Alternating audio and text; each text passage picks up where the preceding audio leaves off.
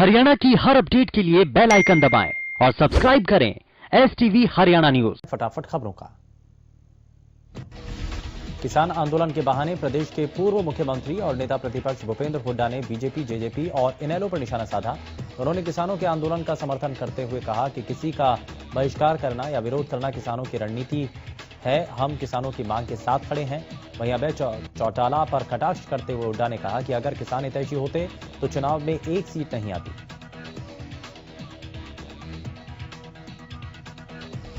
वहीं हुड्डा ने BJP, JJP पर निशाना साधते हुए दोनों ही पार्टियों को किसान विरोधी करार दिया। इस मौके पर जेजेपी पर हमला बोलते हुए कहा कि जेजेपी ने वोट किसके नाम कर लिया और सपोर्ट किसको किया है ये जनता जानती है। इसलिए हरियाणा सरकार के खिलाफ कांग्रेस पार्टी अविश्वास प्रस्ताव लेकर आएगी और जिसमें यह तय हो जाएगा कि किसानों के असली हितैषी कौन है।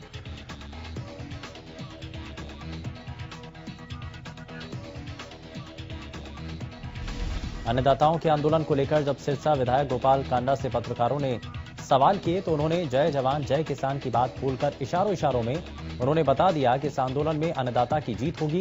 गोपाल कांडा पहले भी सरकार से अपील कर चुके हैं कि सरकार अन्नदाता के दर्द को समझे और किसानों की समस्या का समाधान जल्द निकाले। सरकार की तरफ से किसानों को कृषि कानूनों के बारे में समझाने के लिए गांव-गांव 700 चौपाल लगाने का प्लान बनाया गया है, जिसको लेकर अब किसान नेताओं ने अपनी प्रतिक्रिया दी। किसान नेताओं का कहना है कि सरकार से चौपाल लगाने से कुछ नहीं होगा।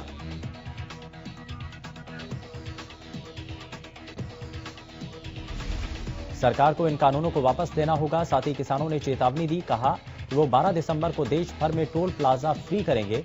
बीजेपी नेताओं को अपने गांव में घुसने नहीं देंगे।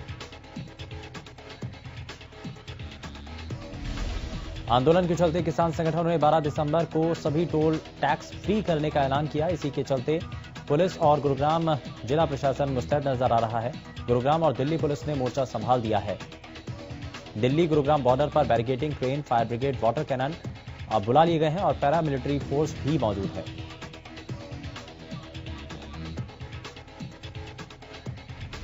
सिंघू बॉर्डर पर किसान लगातार अपनी मांगों को लेकर डटे हैं। किसानों का कहना है कि तीनों कृषि कानून वापस नहीं होंगे तब तक वो भी वापस नहीं जाएंगे। किसानों के आंदोलन को लगातार समर्थन मिल रहा है। दिल्ली की सीमाओं पर डटे किसानों के लिए किसानों ने बताया कि सारा दिन वो लंगर की तैयारी ही करते हैं। सुबह उठकर दोपहर की और दोपहर में ही शाम की तैयारी शुरू हो जाती है।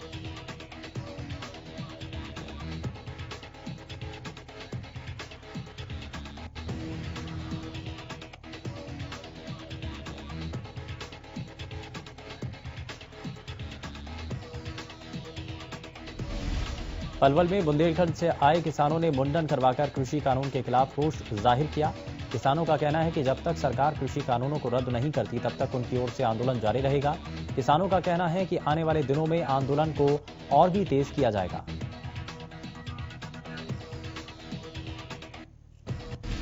किसान आंदोलन के बीच बहादुरगढ़ मेट्रो की पार्किंग में अस्थायी गुरुद्वारा स्थापित किया गया। अस्थायी गुरुद्वारे में श्री गुरु ग्रंथ साहिब का पाठ किया गया। इस गुरुद्वारे के बाद किसानों के लिए गुरु घर की कमी को भी पूरा किया गया। इसी के साथ निहंग सिंह भी किसानों के समर्थन में उतरे। निहंग सिंह ने कहा कि किसानों की मांग सरकार को माननी होगी। किसानों का कहना है कि कितना भी समय लग जाए हम जीत कर ही घर जाएंगे।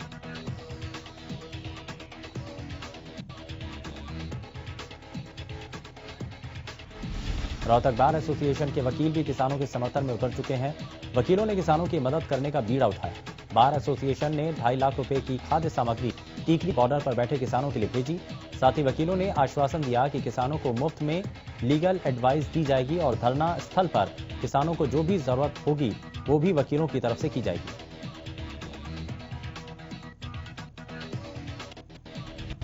करनाल का रहने वाला बॉक्सर और ओलंपिक खिलाड़ी सुमित सांगवान ट्रैक्टर पर अपनी बारात लेकर पहुंचा। सुमित किसान के बेटे हैं और उन्होंने किसान आंदोलन के दौरान अपना समर्थन दिया। अपनी शादी में घोड़ा या रथ या कोई बड़ी कार का इस्तेमाल न करके ट्रैक्टर का ही इस्तेमाल किया। बॉक्सर सुमित सांगवान को शादी की बधाई देने के लिए खेल राज्य मंत्री संदीप सिंह भी पहुंचे। सुमित ने भी बताया कि शादी में जो भी पैसे उन्हें शगुन के तौर पर मिलेंगे उससे वो किसान आंदोलन में सामान लेकर जाएंगे और किसानों के बीच बांट कर आएंगे। टोहाना के गांव हंसेवाला में ग्रामीणों ने किसान आंदोलन के समर्थन में नारेबाजी करते हुए जियो के टावर की बिजली सप्लाई को बंद कर दिया, जिसकी वजह से इलाके में काम कर रहे जियो मोबाइल कंपनी के उपभोक्ताओं को परेशानी का सामना करना पड़ा।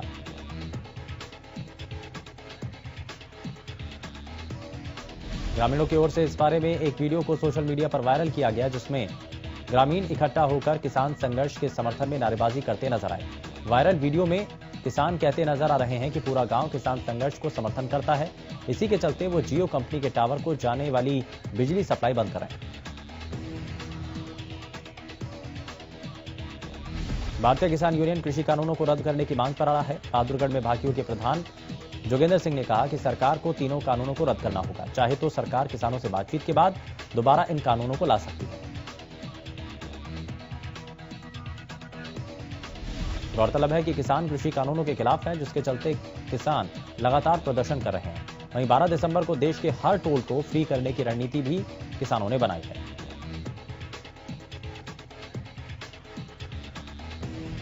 तीन कृषि कानूनों को लेकर लगातार किसान सिंगू बॉर्डर पर आंदोलन कर रहे हैं।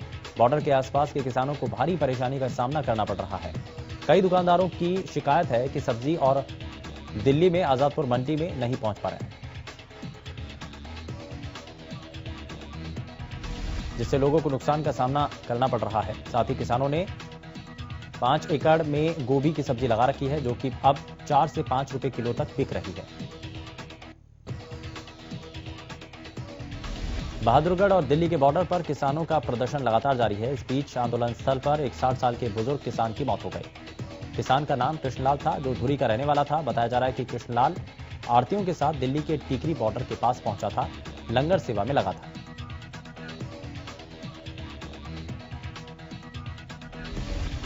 अचानक बुजुर्ग की तबीयत बिगड़ गई, जिसके चलते उसकी मौत हो गई। आरती एसोसिएशन ने मृतक परिवार के लिए सरकार से मांग की है कि सरकार 20 लाख रुपए की मदद और मृतक के परिवार के लिए एक सदस्य को सरकारी नौकरी दे। सिंगू बॉर्डर पर किसानों का आंदोलन जारी है। इस बीच किसान आंदोलन में अब कोरोना ने सेंध लगाई है। बताया जा रहा है कि किसान आंदोलन के दौरान ड्यूटी में तैनात 2 आईपीएस अधिकारी कोरोना की चपेट में आ गए। दोनों आईपीएस अधिकारी सिंगू बॉर्डर पर पुलिस बल का नेतृत्व कर रहे थे। कोरोना टेस्ट रिपोर्ट पॉजिटिव आने के बाद दोनों अधिकारियों को होम आइसोलेट किया गया। इसके साथ ही दोनों अधिकारियों के संपर्क में आए पुलिसकर्मियों को भी कोरोना जांच कराने को कहा गया। आपको बता दें कि कृषि कानून के खिलाफ दिल्ली की सीमाओं पर किसान डेरा जमाए बैठे हैं, जिन्हें दिल्ली कूच से रोकने के लिए भारी संख्या में पुलिस बल तैनात किया गया।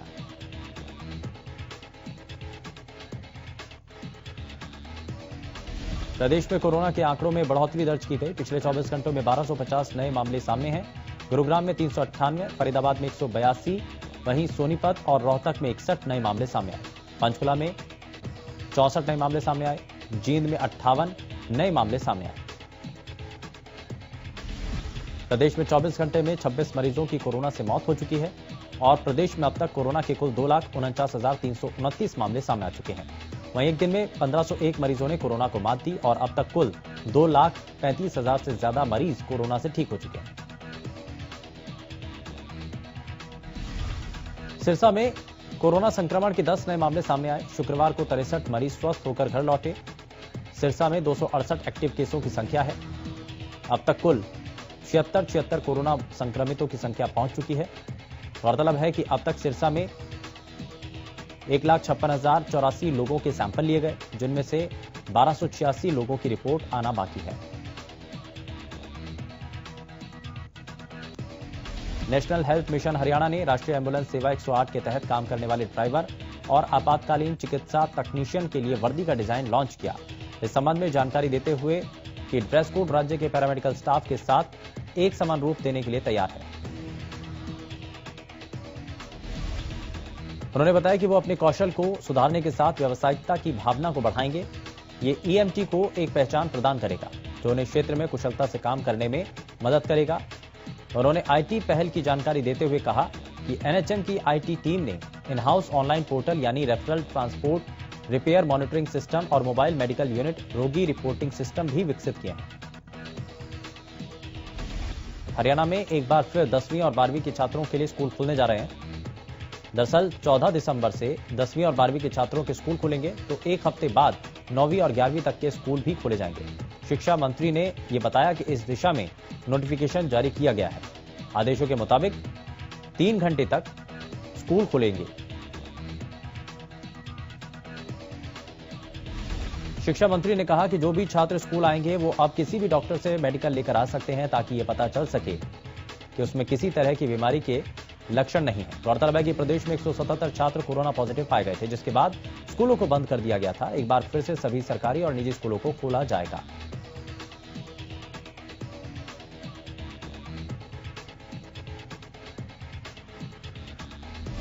इसी को लेकर उच्च स्तरीय बैठक बुलाई गई थी, जिसमें 14 दिसंबर से सरकारी स्कूलों को खोलने का सरकार ने फैसला लिया। फिलहाल 8वीं कक्षा तक के स्कूल आगामी आदेश तक बंद ही रहेंगे। प्रदेश में कोविड-19 के चलते बंद पड़े स्कूलों में एक बार फिर से शुरू करने की तैयारी तेज हो गई है। प्रदेश सरकार ने 14 दिसंबर से स्कूल खोलने का फैसला लिया। सरकार की तैयारियों के मुताबिक पहले 10वीं और 12वीं की क्लासें लगाई जाएंगी, जिसके एक सप्ताह बाद 9वीं और 11वीं की क्लासें खोलने का फैसला है। स्कूलों में आने वाले सभी बच्चों को पहले कोरोना टेस्ट कराना होगा, जिसके बाद कोविड-19 के लक्षण नहीं होने पर ही स्कूलों में एंट्री दी जाएगी। साथ ही बच्चों को स्कूलों में मास्क लगाना अनिवार्य होगा। इसके अलावा अभिभावकों से लिखित में ये लाना होगा, उसके बाद ही बच्चों को स्कूल में एंट्री की अनुमति दी जाएगी। आयुर्वेदिक डॉक्टरों को सर्जरी का अधिकार देने के चलते फतेहाबाद आईएमए भी हड़ताल पर है। डॉक्टरों ने प्राइवेट अस्पतालों की ओपीडी को बंद रखा। फतेहाबाद में सुबह 6 बजे से शाम 6 बजे तक ओपीडी सेवाएं बंद की गई। प्राइवेट अस्पतालों के बाहर पंपलेट लगाकर मरीजों को हड़ताल की सूचना दी गई। आईएमए के प्रधान डॉक्टर सतीश बंसल ने बताया कि आयुर्वेदिक डॉक्टरों को सरकार द्वारा सर्जरी का अधिकार दिया गया। इसी के विरोध में आईएमए के द्वारा 1 दिन की हड़ताल की गई है। कैथल में भी आईएमए की हड़ताल के तहत अस्पतालों में कामकाज ठप है। डॉक्टरों का कहना है कि सरकार उनकी मांगों की ओर ध्यान नहीं दे रही है। डॉक्टरों का कहना है कि अगर इस विषय पर सरकार बात नहीं मानती तो ये हड़ताल आगे भी बढ़ सकती है। डॉक्टरों का कहना है कि आगे एक मीटिंग करके रणनीति बनाई जाएगी और सभी आईएमए के अंतर्गत आने वाले निर्णय लिए जाएंगे। फरीदाबाद में भी डॉक्टर्स की हड़ताल का असर देखने को मिला। इंडियन मेडिकल एसोसिएशन फरीदाबाद के सदस्यों ने जिला उपायुक्त को प्रधानमंत्री के नाम ज्ञापन सौंपा। इंडियन मेडिकल एसोसिएशन के पदाधिकारियों ने कहा कि डॉक्टरों की हड़ताल सरकार के उस अध्यादेश के खिलाफ है, जिसमें सरकार ने आयुर्वेद के डॉक्टरों को सर्जरी की इजाजत दी है।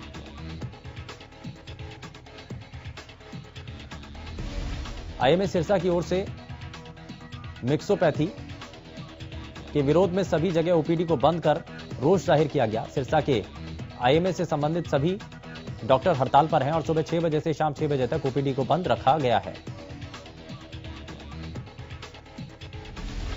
डॉक्टरों की ओर से ओपीडी बंद रखने से मरीजों को थोड़ी परेशानियां उठानी पड़ रही हैं। आईएमए सिरसा के प्रधान डॉक्टर अशोक पारिक ने बताया कि आईएमए मिक्सोपैथी का विरोध करता है और इसके लिए देश भर के डॉक्टर रोष जता रहे हैं। सिरसा में भी कोई भी डॉक्टर मरीजों को नहीं देख रहा और सिर्फ गंभीर या कोरोना के मरीजों को देखा जा रहा है।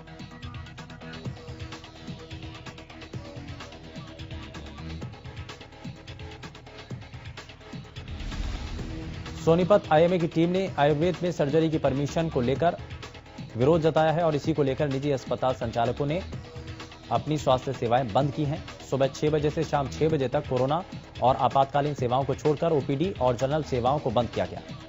डॉक्टरों का कहना है कि आधुनिक चिकित्सा पद्धति को प्राचीन आयुर्वेद पद्धति के साथ मिक्सअप न किया जाए। रेवाड़ी में नगर निकाय चुनाव के लिए सरगर्मियां तेज हैं। इसी कड़ी में रेवाड़ी में आज से नामांकन प्रक्रिया शुरू हो चुकी है। यहां मुख्य मुकाबला बीजेपी और कांग्रेस के बीच है, लेकिन कुछ निर्दलीय उम्मीदवार यहां की सियासी गणित में खलल डाल सकते हैं।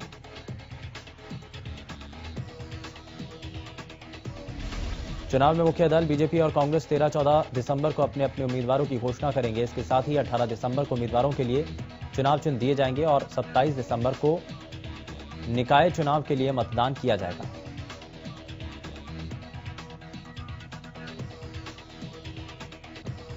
एचएलपी सुप्रीमो गोपाल कांडा आज फरीदाबाद पहुंचे, जहां उन्होंने पूर्व कैबिनेट मंत्री विपुल गोयल के भाई के निधन पर शोक जताया और उन्हें श्रद्धा सुमन अर्पित किए। सेक्टर 17 में गोयल निवास पर पहुंचकर उन्होंने परिवार को सांत्वना दी और दिवंगत आत्मा की शांति के लिए प्रार्थना की। यमुनानगर में सीएम फ्लैग ने खेतों में बने एक यूरिया गोदाम में छापेमारी की, जहां सैकड़ों की तादाद में यूरिया से भरे कट्टे बरामद हुए। 4 घंटे की रेड के दौरान मौके पर कोई भी गोदाम का मालिक स्टॉक रजिस्टर लेकर नहीं आया। सीएम फ्लैग को सूचना मिली थी कि किसानों का खेतों में प्रयोग होने वाला यूरिया प्लाईवुड फैक्ट्री में सप्लाई होता है। सूचना के आधार पर यहां छापेमारी की गई। कृषि विभाग के इंस्पेक्टर को मौके पर बुलाया गया, जिन्होंने चेकिंग की। सीएम फ्लैग के सब इंस्पेक्टर दिनेश शर्मा ने बताया कि स्टॉक रजिस्टर चेक करने के बाद जो भी हालात बनेंगे उसी हिसाब से कार्रवाई की जाएगी। उन्होंने कहा कि अभी तक गोदाम के मालिक के बारे में पता नहीं चल सका है।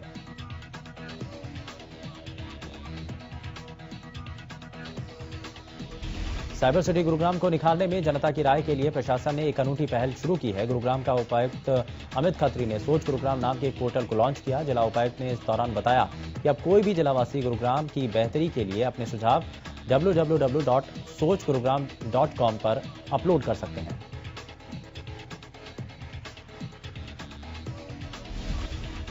ये सुझाव पर्यावरण को साफ रखने, प्रभावी बेहतर पुलिस व्यवस्था, सबके लिए शिक्षा, बेहतर गवर्नेंस के लिए तकनीक का प्रयोग, खेल सुविधाएं बढ़ाने, बेहतर ट्रैफिक प्रबंधन, रोजगार के अवसर, कचरे और पानी के बेहतर प्रबंधन के क्षेत्रों में हो सकते हैं।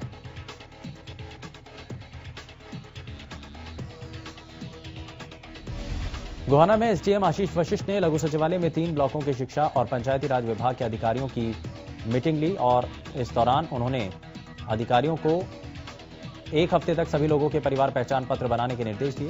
परिवार पहचान पत्र बनाकर अधिकारियों को हर दिन एसडीएम कार्यालय में रिपोर्ट भेजनी होगी।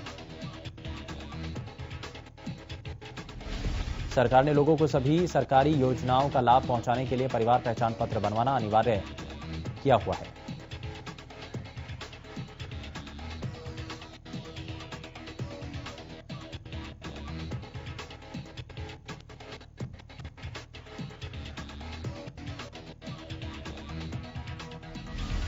फतेहाबाद में तेज हवाओं के साथ हल्की बारिश से तापमान में भारी गिरावट दर्ज की गई। इसके साथ ही ठंड में भी इजाफा हुआ।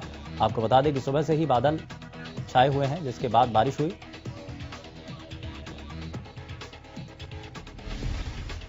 यमुनानगर में ताजेवाला पश्चिमी यमुना नहर में वन्य प्राणी विभाग ने 15 फीट लंबे अजगर को रेस्क्यू कर कलेसर जंगल में छोड़ दिया। दरअसल ग्रामीणों ने यमुना नहर में अजगर को देखा था, जिसके बाद इसकी जानकारी वन्य विभाग को दी गई। मौके पर पहुंची विभाग की टीम ने अजगर को रेस्क्यू किया और कलेसर नेशनल पार्क के जंगलों में छोड़ दिया।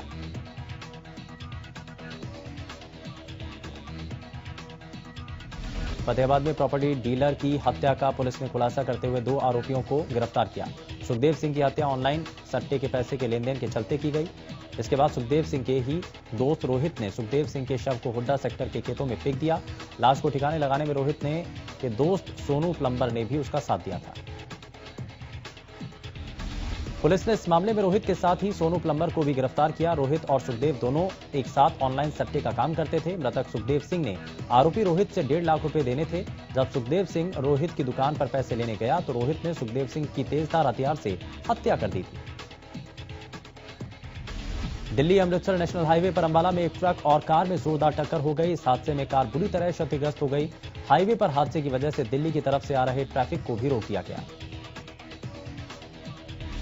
हादसे में घायल महिला को लोगों ने अस्पताल में भर्ती करवाया। पुलिस अधिकारी ने बताया कि जख्मी महिला को मौके पर मौजूद लोगों ने अस्पताल में भर्ती करवा दिया है। फिलहाल घायल महिला और ट्रक चालक से संपर्क करने की कोशिश की जा रही है।